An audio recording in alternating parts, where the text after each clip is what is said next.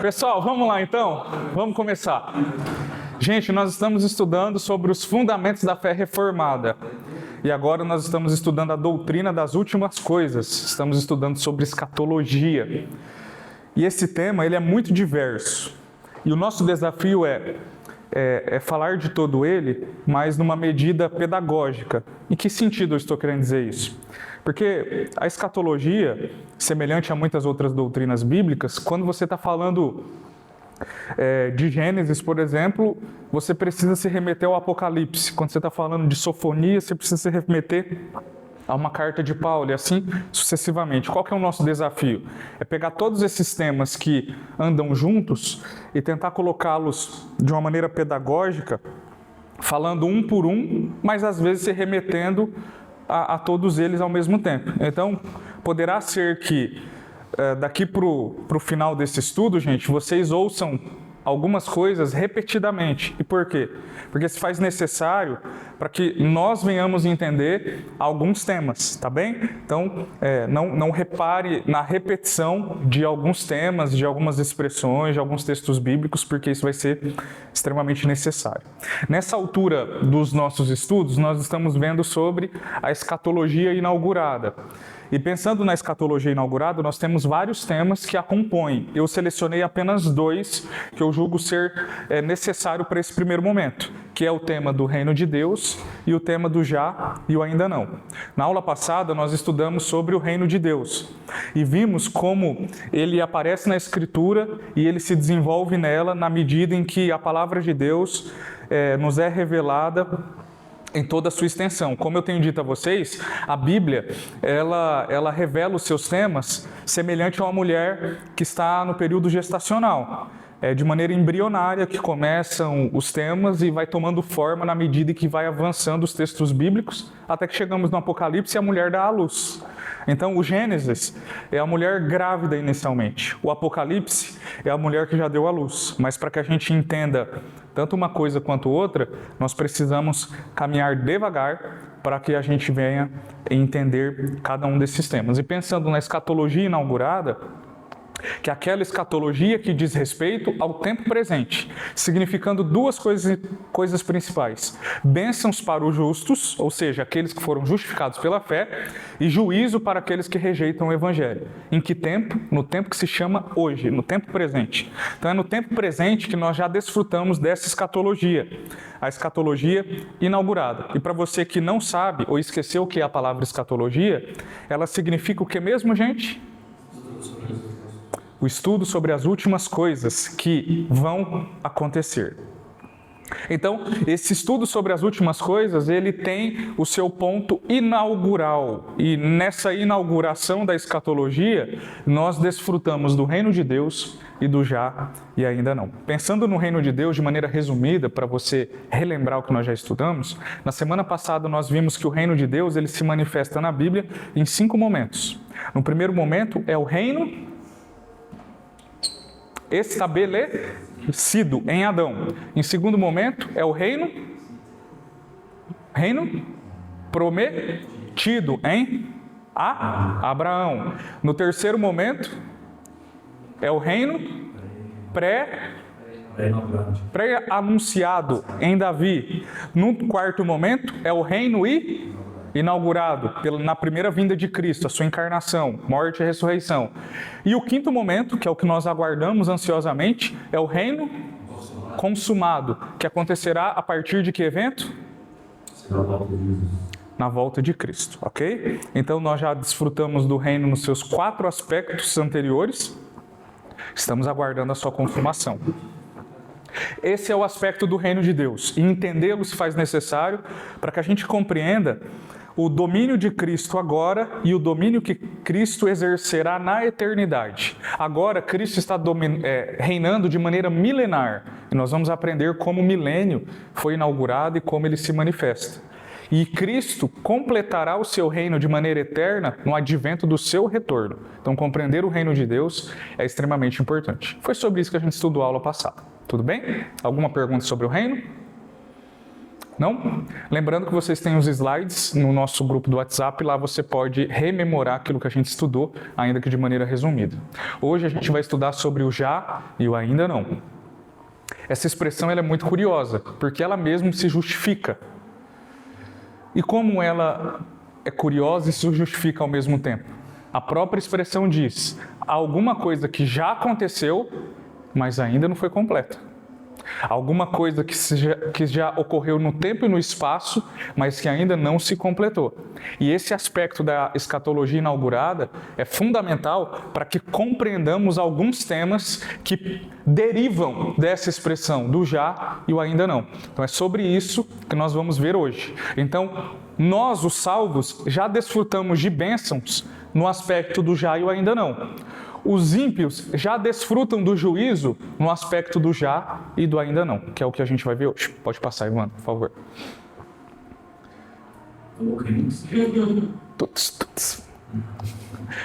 Pode colocar o texto todo, por favor. Tá. Alguém leia para nós. O conceito do já e o ainda não é um dos pilares da escatologia reformada. Ele expressa a convicção de que as promessas escatológicas já começaram a se cumprir na primeira vinda de Cristo, mas aguardam sua consumação pela plena da segunda vinda.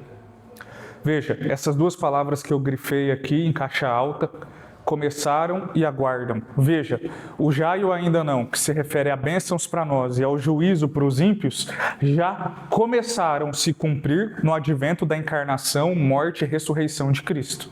Então essas bênçãos para o povo de Deus e esse juízo para aqueles que rejeitam o Evangelho já começaram a se manifestar, mas aguardam a consumação final dessas mesmas coisas que já iniciaram.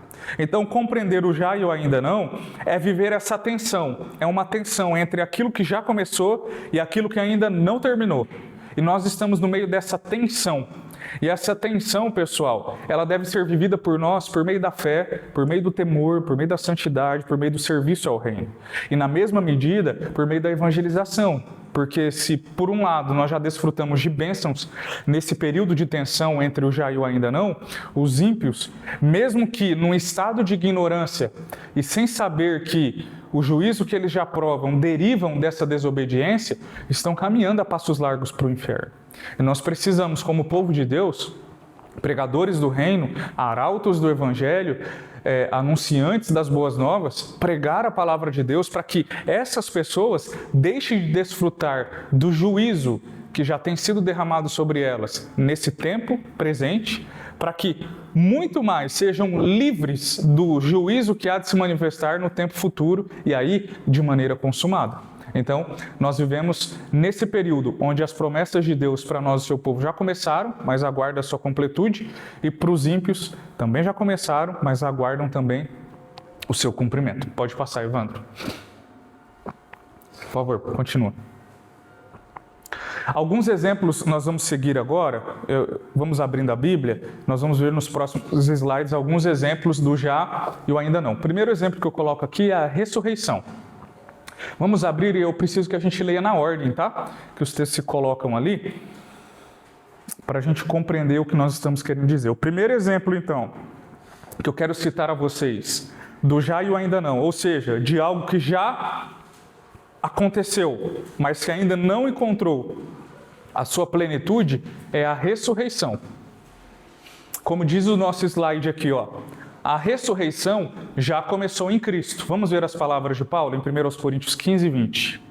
Mas de fato, Cristo ressuscitou dentre os mortos, sendo ele as primícias dos que dormem. Veja, pessoal, no tempo presente, Cristo já ressuscitou dentre os mortos, e a expressão bíblica primícias dos que dormem significa que ele foi o primeiro a ressuscitar daqueles que um dia ressuscitarão também. A expressão dormem aí não se refere a alguém que está literalmente no sono da alma, e nós vamos aprender isso em tempo oportuno, mas se refere a alguém que está morto. E diz o texto bíblico que Cristo é o primeiro desses muitos que estão aguardando a ressurreição, significando então que a ressurreição já começou em Cristo, o já. Então veja, a promessa de ressurreição que nós cremos, que nós anunciamos que acontecerá no advento do retorno de Cristo, ela já foi inaugurada. Foi inaugurada em quem? No próprio Cristo. Quando? No advento da sua ressurreição, 3 dias depois da sua morte. Então a ressurreição do povo de Deus já começou. E começou a partir do primeiro da nossa raça, Cristo Jesus. Então o primeiro a ressuscitar foi Cristo, portanto, a ressurreição já iniciou. Continuando o texto do slide, diz assim: Cristo é o primeiro da colheita futura. Como diz o texto bíblico que nós lemos, ele é a primícia. E essa palavra primícia aí é uma palavra que deriva da agricultura, se referindo justamente às primeiras colheitas. Cristo é o primeiro fruto dessa colheita. Que colheita? A colheita da ressurreição. Então ele foi o primeiro a ressuscitar. Mas ainda acontecerá conosco. Vamos ver 1 Coríntios 15, 21 a 23. Visto que a morte veio por um homem, também por um homem veio a ressurreição dos mortos. Porque, assim como em Adão todos morrem, assim também todos serão vivificados em Cristo. Cada um, porém, na sua ordem. Cristo as primícias, depois os que estão de Cristo na sua vida. Conseguem notar a dinâmica do apóstolo aqui, pessoal? Há uma ordem estabelecida por Deus para provarmos da bênção da ressurreição. E a ordem é: Cristo ressuscitou primeiro, por isso ele é a primícia dos que dormem, e nós seguiremos os seus passos em tempo oportuno. Significando que todos aqueles que já dormem no Senhor, ou seja, morreram em Cristo, e todos aqueles que vierem provar da morte por ocasião do chamado do Senhor para outra vida, aguardarão ansiosamente na eternidade a ressurreição do seu corpo. Então, Cristo primeiro e nós sequencialmente. Então, a ressurreição já começou. Começou quando? Quando Cristo ressuscitou 3 dias depois da sua morte. Esse é o tempo. Quem? Cristo. Cristo foi o primeiro a ressuscitar. E nós, o povo do Senhor, podemos dizer que provaremos dessa grande bênção, porque o nosso representante já provou. Por isso eu coloquei aqui no slide a última frase. A colheita já começou, mas ainda não terminou. Começou em que sentido? Cristo foi o primeiro fruto dessa colheita.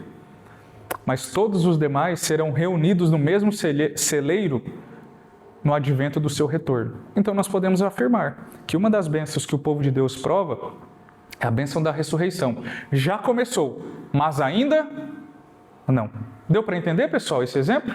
Sim ou não? Está dando para acompanhar a linha de raciocínio a despeito da expressão já e ainda não? Sim? Sim. Continuando. Passa, Evandro, para nós. Segundo exemplo, a nova criação.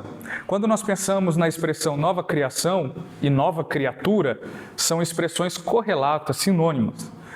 Então, há uma promessa de que provaremos da nova criação, novos céus e nova terra, por exemplo. Mas nós já aprendemos que a nova criação já começou. Em que aspecto? O nosso slide vai dizer. Alguém leia todo o slide para mim, depois a gente lê os textos bíblicos. A nova criação já começou. O coração do cristão já pertence ao novo mundo de Deus, mas ainda será totalmente restaurado. Então, vamos ver aqui, pessoal, como a nova criação já começou, segundo aos Coríntios 5,17.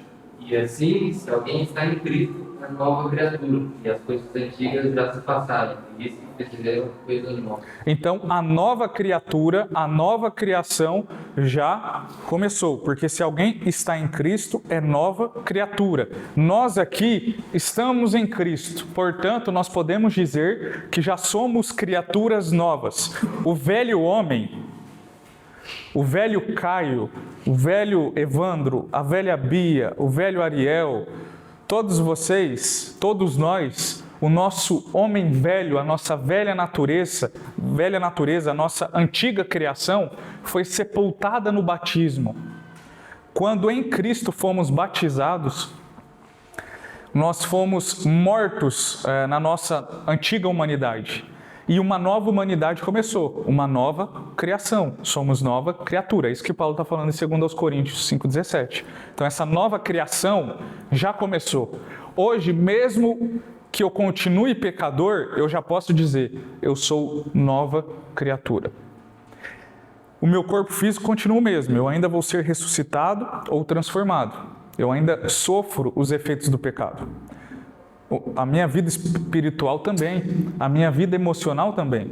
Porém, eu tenho um novo coração e uma nova mente, que me foi concedida no batismo. E Cristo, por meio do seu Espírito, realizou essa obra maravilhosa.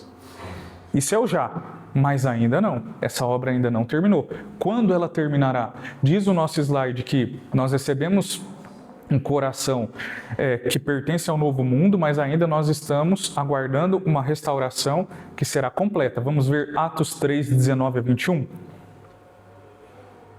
Arrependei-vos, pois convertei-vos para que sejam apagados os vossos pecados, e venham assim os tempos do refrigério da presença do Senhor, e envie Jesus Cristo, que já dentre vós foi pregado, ou convém no céu e contenha aos tempos da restauração de tudo, dos quais Deus falou pela boca de todos os seus santos profetas, desde o princípio. Pessoal, essa expressão lida pelo Lucas, quando fala-nos de um tempo futuro, aguardando essa restauração, é sobre esse tempo do ainda não que nós nos referimos a essa nova criação. Então nós temos um coração novo, mas o nosso desafio é defender os valores do Evangelho que nos levarão na eternidade, que nos fazem desfrutar de uma nova criação nesse mundo que está manchado pelo pecado. Então, por exemplo, a gente conversamos em alguns encontros no Five sobre masculinidade e feminilidade cristã. Então, nós já compreendemos o que é ser homem e o que é ser mulher, biblicamente falando, nesse momento da caminhada. E por quê? Porque nós somos nova criatura. O mundo não compreende isso porque eles são criaturas velhas. Então, aquilo que nós desfrutaremos na eternidade sobre os homens ser verdadeiros homens e as mulheres serem verdadeiras mulheres de maneira plena na eternidade, nós já provamos em alguma medida aqui. Isso é o aspecto do já e do ainda não, a despeito da nova criação. Então, por isso que o cristão, ele não ama o pecado, ele não vive na prática do pecado. E quando peca, se arrepende, porque ele é nova criatura. Então, agora, ele peca e ele diz, Deus, eu não posso mais continuar nessa vida de pecado, porque agora eu tenho um novo coração. E o novo coração não combina com pecados antigos. Então, o Senhor me perdoa, eu me arrependo dele. E eu quero viver de maneira da natureza que o Senhor me concedeu. E qual é a natureza que o Senhor me concedeu? Uma natureza nova, uma nova criação. Nina. Essa nova natureza que a gente tem aqui essa nova natureza a qual nós já estamos submetidos hoje, né? Antes da segunda vinda de Cristo, é uma natureza que, apesar da comunhão com Deus, ainda é suscetível ao pecado. Então, nós ainda cometemos deslizes esses que somos corrigidos por Deus para cada dia melhorar, mas a plenitude é apenas na glória. Uhum. Tá, só que essa plenitude que a gente vai ter na glória, essa perfeição, é algo que parecido com o que foi Adão e Eva antes de caírem? E se for, então quer dizer que mesmo na glória a gente estaria suscetível a vir a pecar porque Adão e Eva pecaram mesmo sendo criaturas sem pecados até então?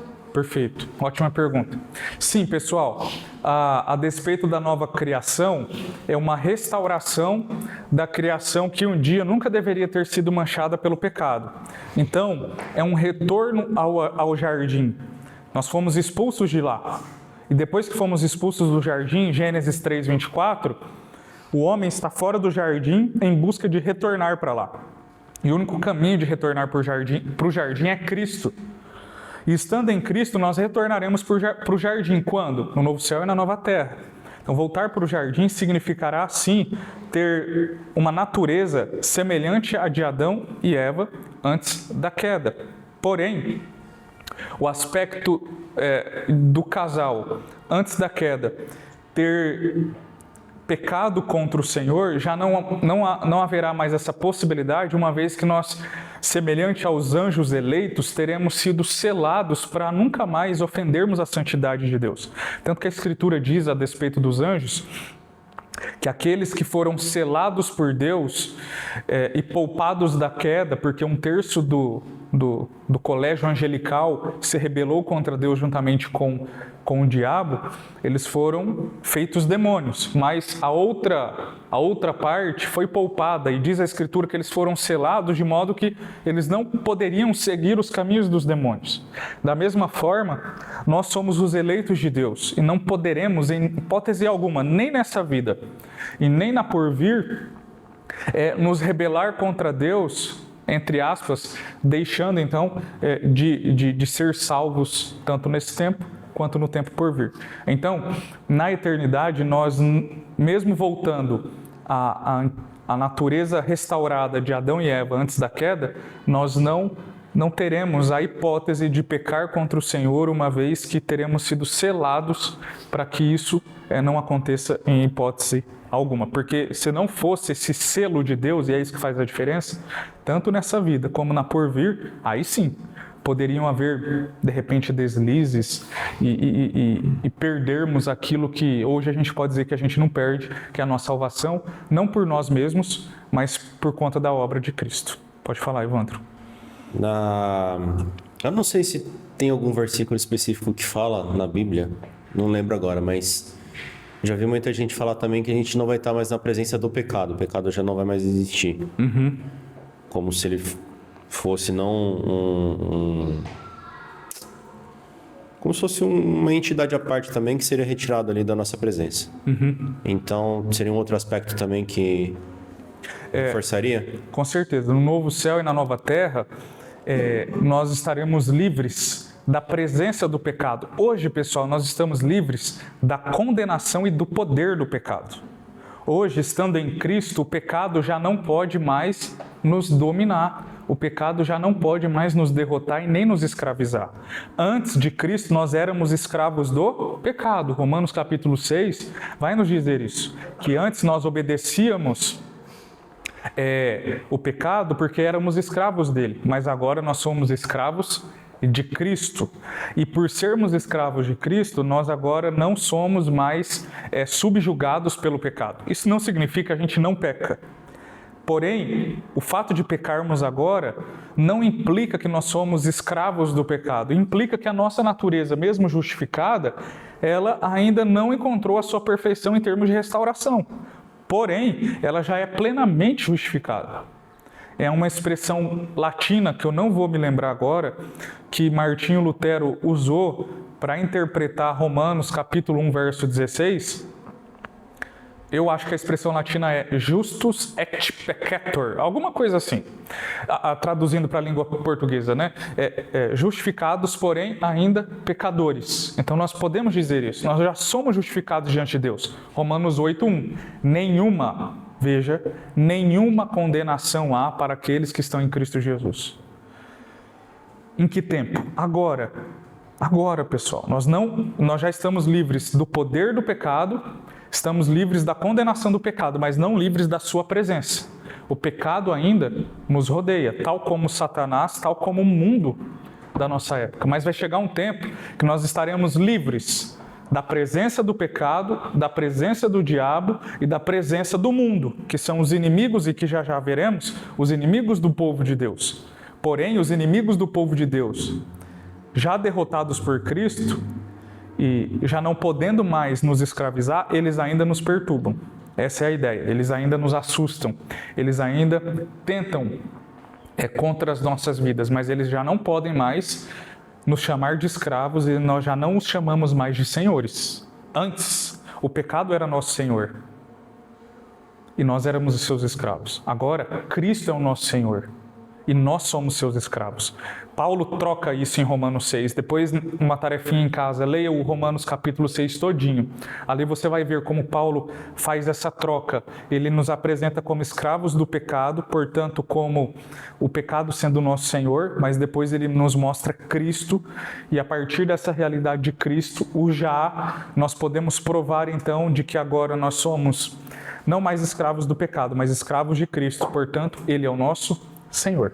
Tudo bem? Evandro, Nina, tudo certo? Deu para entender?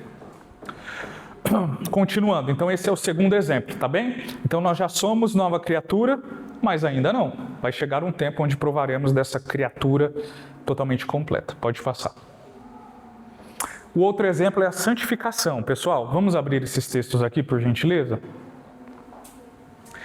Enquanto a gente abre, alguém vai ler o slide para nós.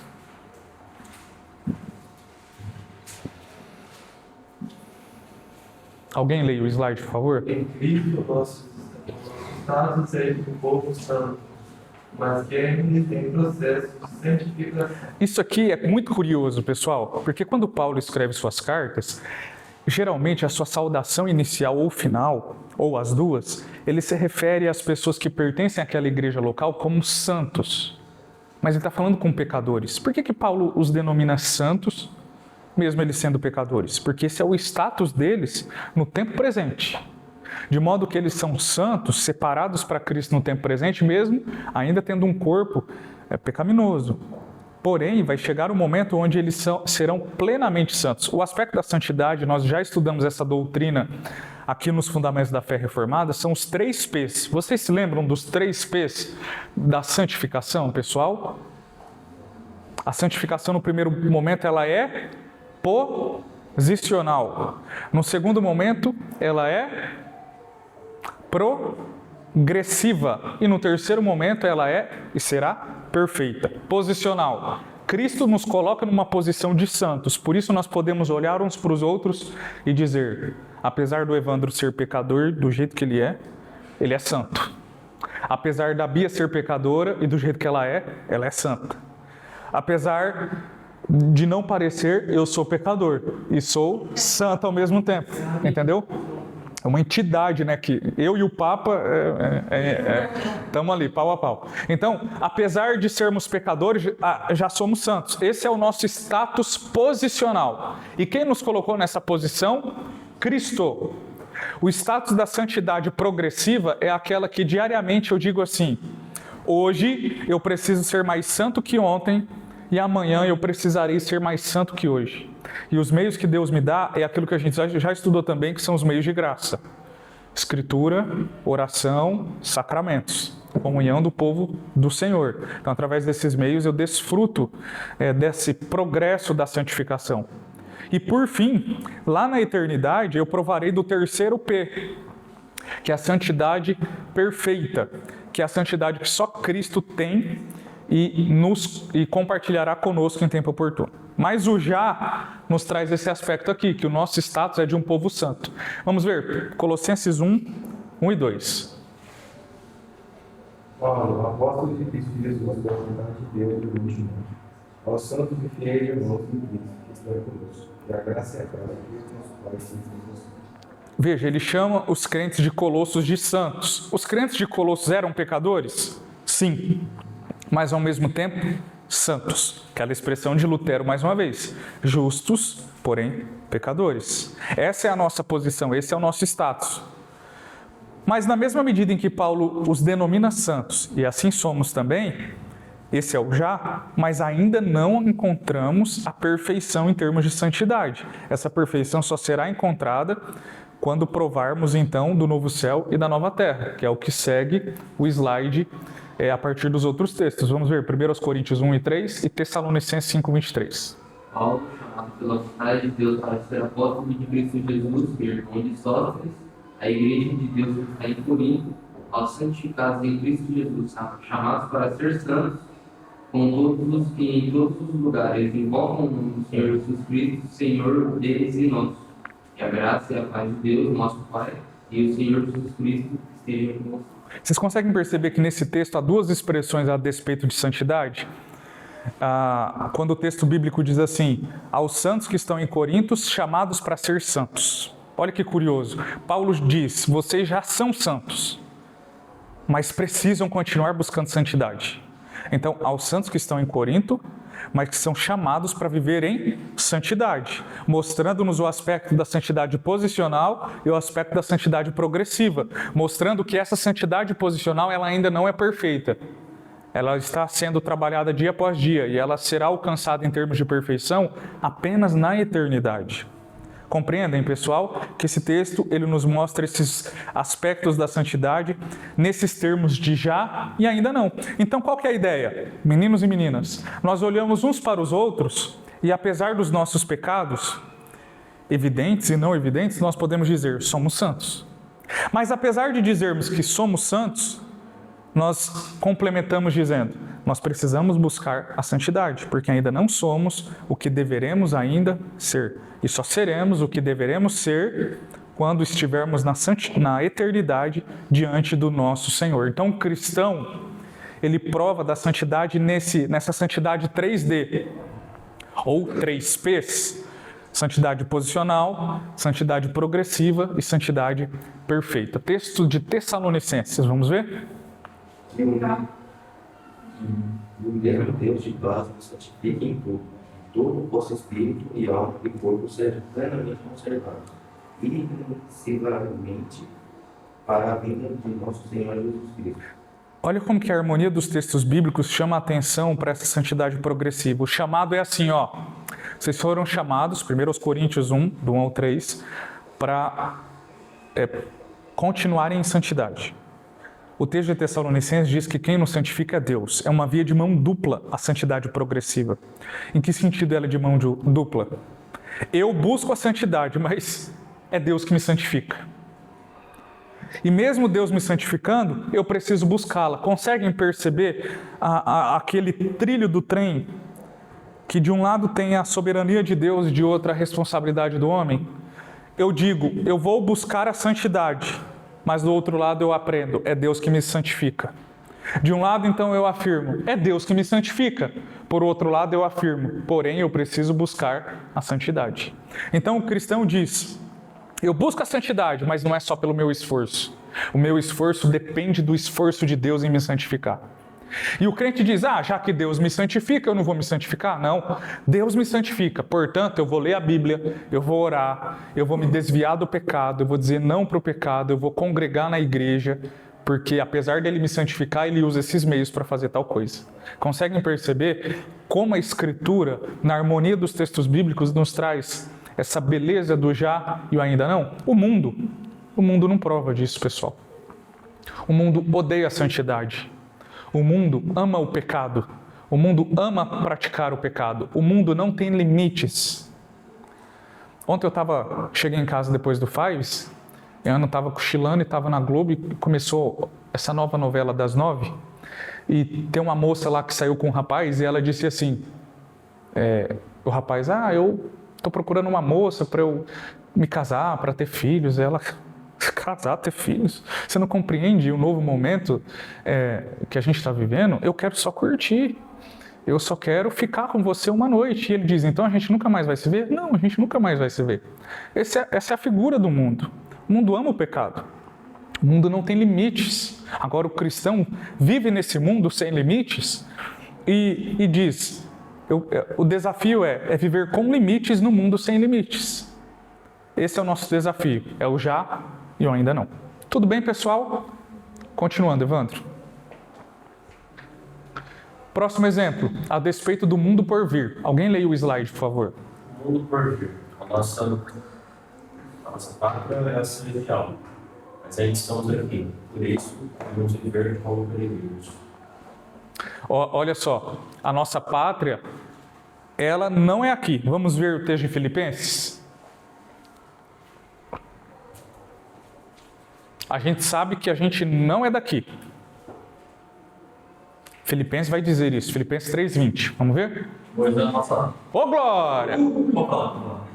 No entanto, a nossa cidadania é dos céus, de onde aguardamos com grande expectativa o Salvador, o Senhor Jesus. Cara, que curioso esse texto. Olha o que Paulo diz. A minha cidadania, a minha pátria, em outra tradução, ela é dos céus, mas eu aguardo daqui a manifestação dessa verdadeira realidade. Olha que curioso. Em outras palavras, eu já estou lá, mas ainda não. E eu estou aqui e eu não ficarei aqui para sempre.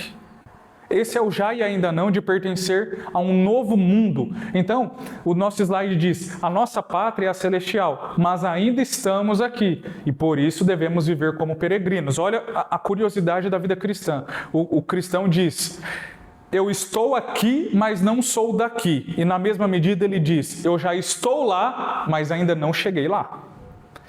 Nós já estamos no céu, mas ainda não chegamos lá. Quando Paulo escreve Romanos capítulo 8, versos 29 e 30, ele diz que nós fomos predestinados de antemão, e aí ele vai usando alguns verbos que falam-nos de coisas que aconteceram no passado, que já aconteceram no passado. E uma das coisas que já aconteceu no passado que Paulo usa, e a última expressão dele, ele diz assim, e já nos glorificou. Qual que é a ideia do texto? Eu já estou no céu, mas ainda não cheguei lá. Olha só, gente. Isso chega sério, isso chega a me arrepiar. Porque nós não somos daqui, mas estamos aqui. Eu sou do céu, mas ainda não cheguei lá. Então, a minha pátria é lá, mas eu ainda estou aqui. Eu não sou daqui, mas ainda estou aqui. E hei de chegar lá. O texto de 1 de Pedro 2, do 11 ao 12, vai nos mostrar qual é a figura do cristão. Ele é peregrino. E a figura do cristão enquanto peregrino me traz à memória aquele texto de Paulo em 2 Timóteo, quando ele está escrevendo para Timóteo, falando da sua partida.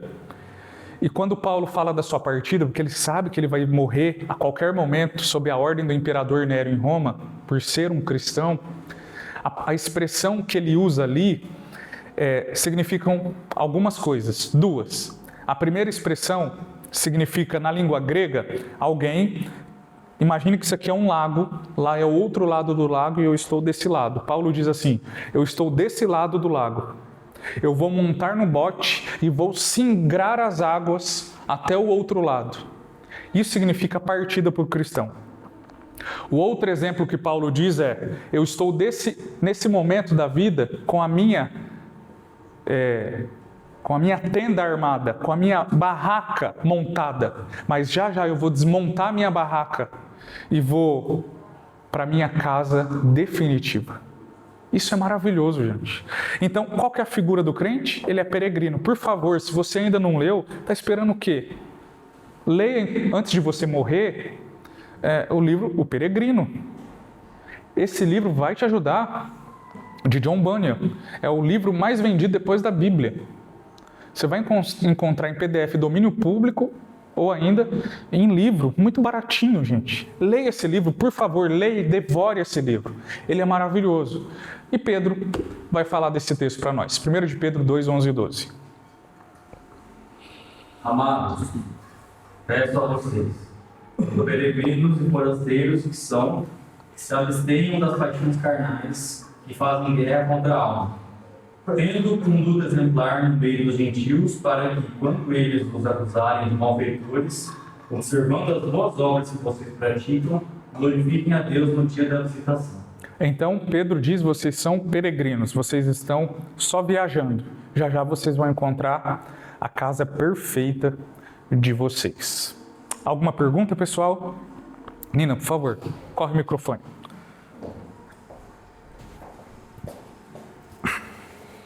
Acho que a minha pergunta é bem antiga, tá? Então, Obrigado, Ana. sabendo que nós somos peregrinos e que isso aqui é tudo meramente passageiro, por que e que validade há em correr atrás de ter seus bens, de casar, de ter uma família, sabendo que tudo que está aqui é que vai ficar e... sabe? E eu sei que essa é uma pergunta antiga, por isso que eu... Perfeito. E sua pergunta ela é antiga, mas ao mesmo tempo ela é nova. E ela é respondida por toda a Escritura, mas de maneira especial em Eclesiastes. Porque Eclesiastes responde essa pergunta de uma outra perspectiva. E de que perspectiva é? Ele nos mostra que correr atrás de todas essas coisas, só pensando nelas, é inútil. Mas ao mesmo tempo ele nos mostra que, apesar dessas coisas serem inúteis, do ponto de vista de pensar só nelas e não no mundo que está acima do sol, que é a realidade da salvação, Deus não nos privou de provar das delícias desse mundo. Deus nos criou como homens, segundo a sua imagem e semelhança, para provarmos da beleza da criação, das delícias da criação, dos privilégios de ser sua criatura. Então, nessa multiforme sabedoria de Deus, Ele repartiu conosco o privilégio de desfrutarmos, então, de coisas que nenhum outro ser poderia desfrutar senão o ser que comunga da sua imagem e semelhança. O vegetal não desfruta, o animal não desfruta, nenhum outro ser desfruta senão o ser humano. E de que modo nós desfrutamos de toda essa beleza da criação? Nossa, gente, são tantos. Por exemplo, comer coisas gostosas, sentir o paladar de todas elas de maneira especial. Que esquisito seria se todas as coisas que comêssemos ou bebêssemos tivessem o mesmo sabor. Imagine que sem graça, comer chocolate e ter gosto de jiló. Eu experimentei isso. Pois é, eu também. Uma semana você fala dela. Graças a Deus que a vida não é uma Covid, ela é passageira. Então, esse é um dos privilégios da vida, é comer uma fruta e sentir a textura, a doçura, o sabor daquela fruta. Comer um dogão de bacon e não sentir o gosto de frango. Comer pão com ovo e não sentir gosto de rúcula. É o exemplo que eu estou dando. É sentir o gosto do alimento que ele é. Privilégios que Deus nos dá de fazer amizades, de namorar, de casar, de ter filhos, de ter uma profissão, de viver para a sua glória, de aproveitar esse mundo para a glória de Deus. Então, sim, o fato de sermos peregrinos, às vezes pode dizer, então, de que vale viver tudo isso se o meu mundo não é daqui? A ideia é, mesmo não estando aqui, Deus permite que a minha caminhada seja mais leve e doce, permitindo que eu desfrute de coisas belas desse mundo, das quais um dia eu continuarei provando. Porque a restauração da nossa humanidade, a restauração do universo no novo céu e nova terra, não implicará em deixar de vivermos a vida como ela é hoje. Ou vocês acham que na eternidade, nós vamos ter aulas específicas sobre isso, nós deixaremos de provar, por exemplo, da música, da arte, da amizade, da alimentação e de tantas outras coisas que já desfrutamos aqui. Do trabalho. O trabalho hoje é penoso, mas vai chegar uma época que o trabalho vai ser totalmente prazeroso. E assim sucessivamente. Então, dois extremos perigosos. Viver nesse mundo como se não existisse outro. Então eu vou trabalhar, eu vou estudar, eu vou ganhar dinheiro, eu vou namorar, eu vou fazer amizades, eu vou comer coisas gostosas, eu vou viajar e não vou ter compromisso com Deus. Não quero saber disso. O outro extremo é: eu não sou daqui mesmo, eu vou gastar tudo que eu tenho, não vou cuidar da minha saúde, não vou fazer amizade, vou ser uma pessoa antissocial e etc, etc. Não vou desfrutar das coisas, entendeu? Os dois extremos são perigosos. O cristão é chamado a encontrar esse equilíbrio que há em Cristo, porque o próprio Cristo nos demonstrou o que é ser um homem aqui. Ele foi a casamentos. Ele tirou onda dormindo na popa de um barco. Mas ao mesmo tempo, ele disse: o reino não é aqui. O mundo de vocês não é aqui. Veja que curioso. Então Cristo comeu churrasquinho de tilápia, mas ao mesmo tempo diz: o meu mundo não é aqui. A minha vontade está para além da comida. A minha comida é fazer a vontade do meu Pai. Mas ao mesmo tempo ele diz: me dá um pedaço de peixe e também de pão que eu quero comer. Consegue? Que curioso ver isso. Então em Cristo nós encontramos essa beleza do que é não pertencer a esse mundo, mas desfrutar dele na medida certa e para a glória de Deus. Deu para entender, Nina? Basicamente é isso, tá? Continuando, pessoal, mais alguma pergunta? Não? Vamos lá? Aqui está um ponto muito importante do qual nós não podemos nos esquecer, tá bem? Os inimigos de Deus, que são os nossos inimigos também, já foram derrotados, tá? Então, os inimigos de Deus já derrotados pela obra de Cristo, mas ainda ativos até a consumação final são. Então, veja, Cristo já derrotou todos esses inimigos abaixo, mas eles ainda estão ativos.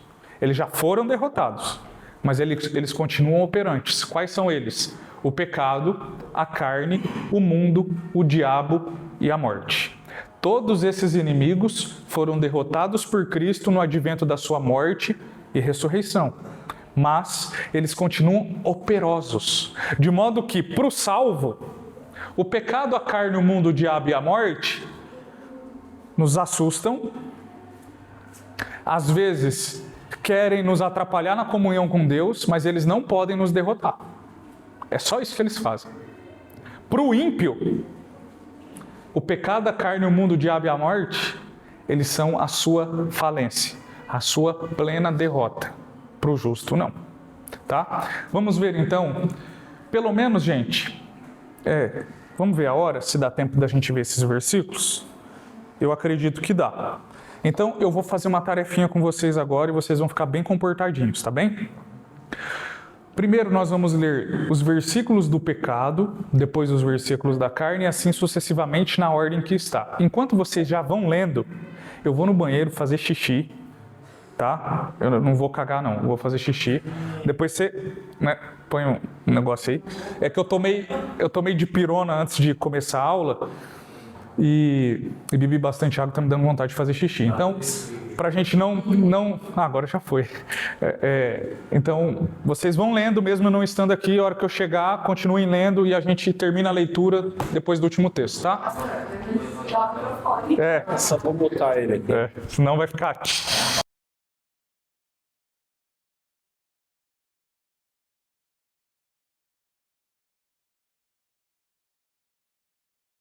Caramba, tudo isso? Eu falei,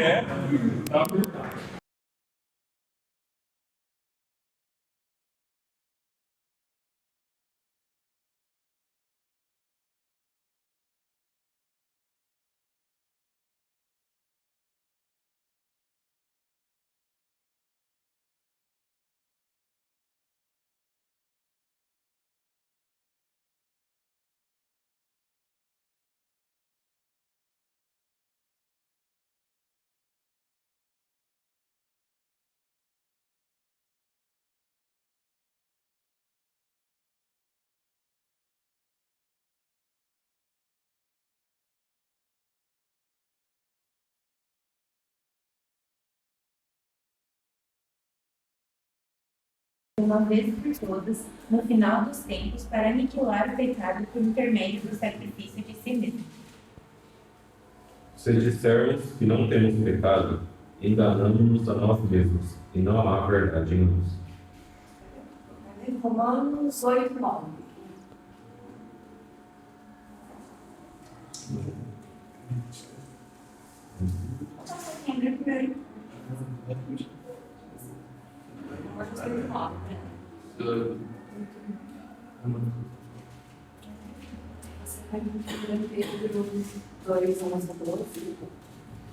O Evandro, João 16, 1 João 2, 7, Hebreus 2, 14, Romanos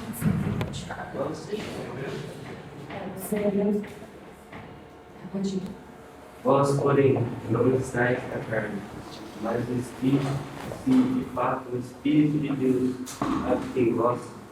E se alguém não tem o Espírito de Cristo, esse tal não é dele. Primeiro Pedro 2, 11 e 12.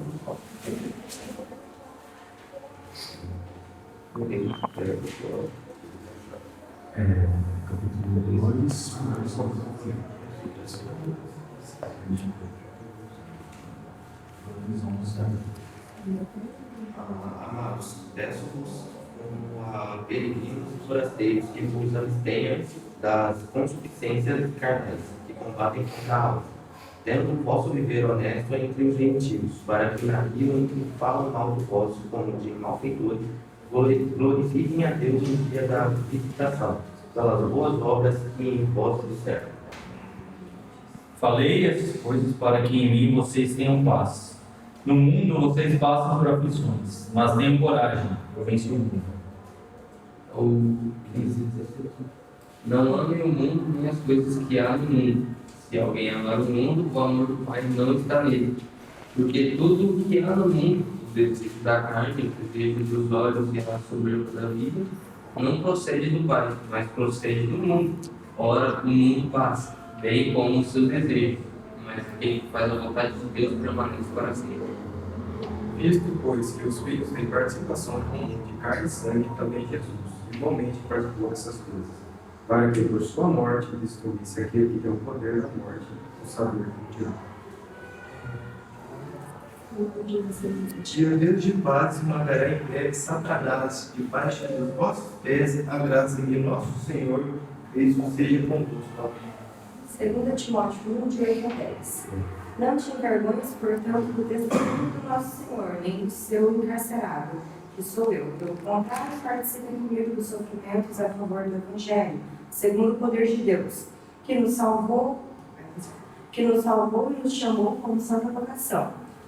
Não segundo nossas obras, mas conforme a sua própria determinação e graça que nos foi dada em Cristo Jesus antes dos tempos eternos, e manifestada agora pelo aparecimento de nosso Salvador, Senhor Jesus Cristo, o qual não só destruiu a morte, como trouxe à luz a vida e a imortalidade mediante o Evangelho.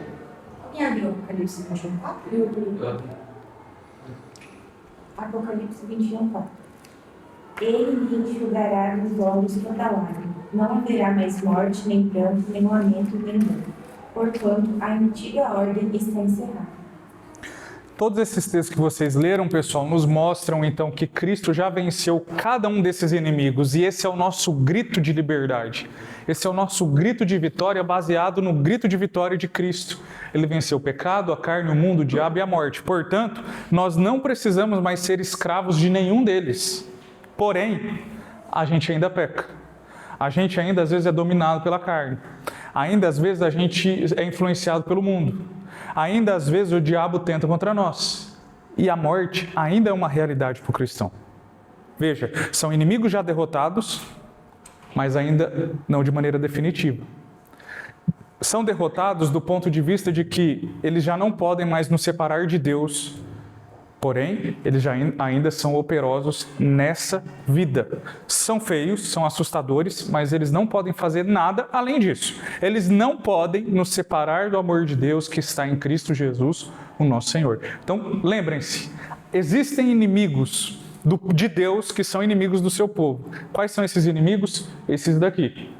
Mas todos eles foram derrotados por Cristo na sua morte e ressurreição, porém, ainda são operosos nos dias atuais. Qual deve ser, então, a nossa postura para com eles? A nossa postura deve ser de vigilância a despeito do pecado, de vigilância a despeito da nossa natureza carnal, de vigilância a despeito da nossa participação nesse mundo, de vigilância a despeito da realidade do diabo e de esperança de que um dia, mesmo a morte vindo nos alcançar, ela foi derrotada e foi derrotada a partir da ressurreição de Cristo. Tá bem? Então, já foram derrotados, mas ainda não de maneira completa. Perfeito? Continuando. Já e o ainda não significa que o futuro já entrou na história, mas ainda não chegou plenamente. Vamos ver esses textos. Lucas, depois Mateus.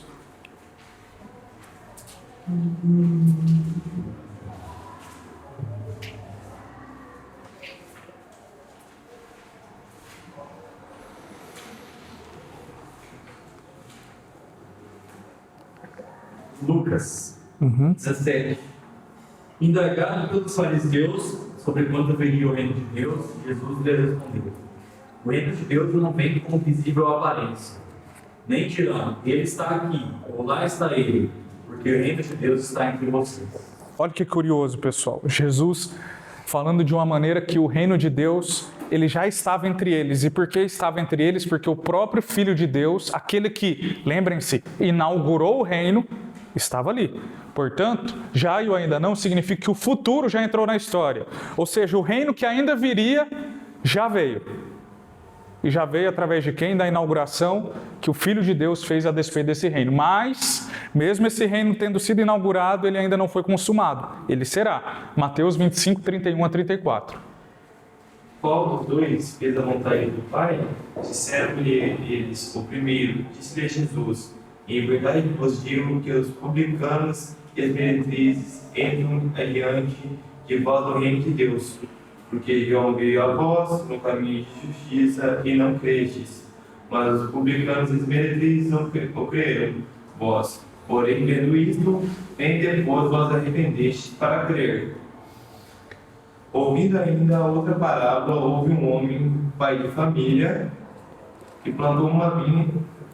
Até o 34. 25, capítulo 25, versículo Então desculpa aí, gente, totalmente errado. Não tem problema. 21. Sem problema. 31, 34.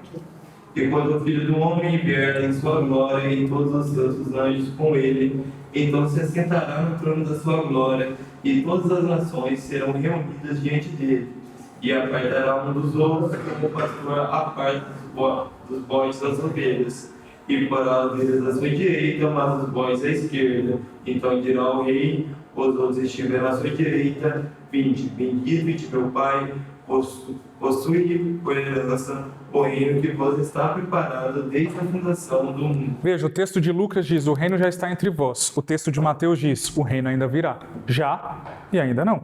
O reino já veio por meio da inauguração que ele fez, mas o reino ainda há de ser consumado por meio do seu retorno. Pode passar, Evandro, por favor. O status do cristão é este que eu coloco a seguir, pessoal. Ele vive nos últimos dias, mas eles ainda não se completaram. O cristão desfruta dos prazeres da era por vir, mas ainda não está livre da presença do pecado, do sofrimento, da morte e das ações do diabo. Então, pensando no nosso status, e esses textos vocês ficam de tarefa para ler em casa, que nós vamos encerrar a nossa aula, mostra-nos, pessoal, essa dinâmica do já e o ainda não. Então já estamos vivendo os dias finais, mas eles ainda não se completaram.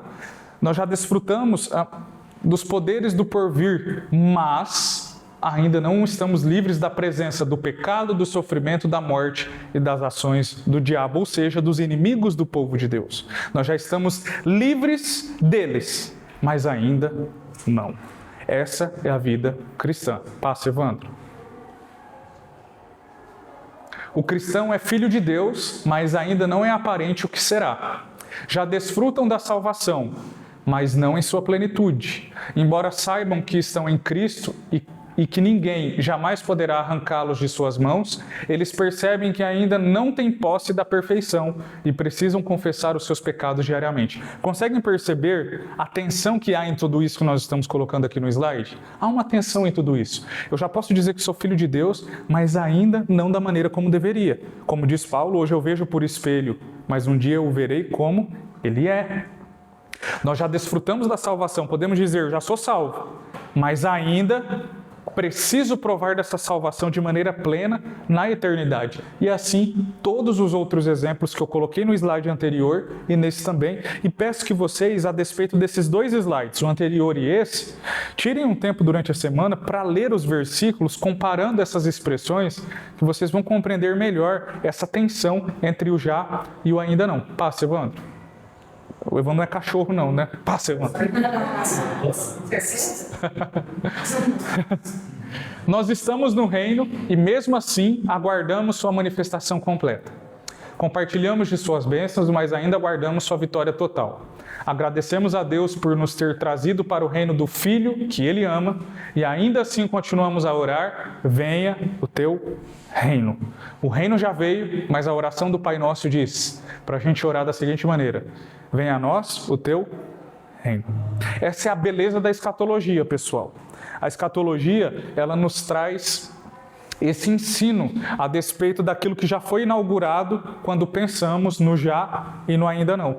Então, na aula de hoje, nós aprendemos de mãos dadas com o reino de Deus na aula passada, esses dois aspectos da escatologia inaugurada. A escatologia inaugurada, então, traz bênçãos para nós, o povo de Deus, nesse tempo, bênçãos que vimos na aula passada e que vimos hoje, mas traz juízo para aqueles que estão fora do reino, aula passada, e para aqueles que provam do já e o ainda não, mas não no seu aspecto de bênção, mas no seu aspecto de juízo. Então, a escatologia inaugurada se apresenta a nós nestes termos, para que a partir da aula que vem, a gente possa estudar a escatologia futura, considerando o seu aspecto individual e o seu aspecto geral, onde estudaremos, então, pontos por pontos da escatologia futura, considerando esse aspecto geral, por exemplo, a vinda de Cristo, mas individual, por exemplo, morte, ressurreição e todos os elementos que compõem a despeito desses temas. A minha dica sempre é: não faltem essas aulas, pessoal. Beleza, se acontecer, tudo bem, mas não faltem. Se tiver frio, se estiver chovendo, venham, porque os temas que a gente vai ver, eles são temas totalmente necessários para compreender, às vezes, coisas que a gente fica navegando em águas da tradição familiar, às vezes da tradição própria eclesiástica, mas que, na verdade, não é a tradição bíblica. Então, na aula que vem, nós vamos estudar, por exemplo, sobre a morte. E serão 3 aulas sobre a morte. Então, não falte para a gente poder estudar esse tema. E depois nós vamos estudar sobre a eternidade da alma, o que isso significa.